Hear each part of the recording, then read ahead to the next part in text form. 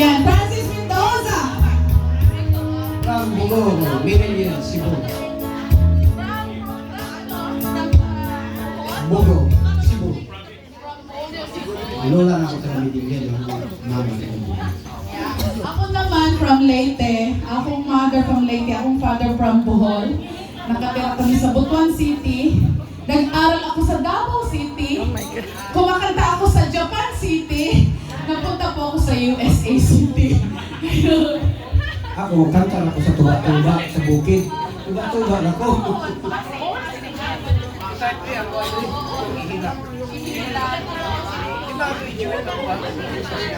Yan na lang siya.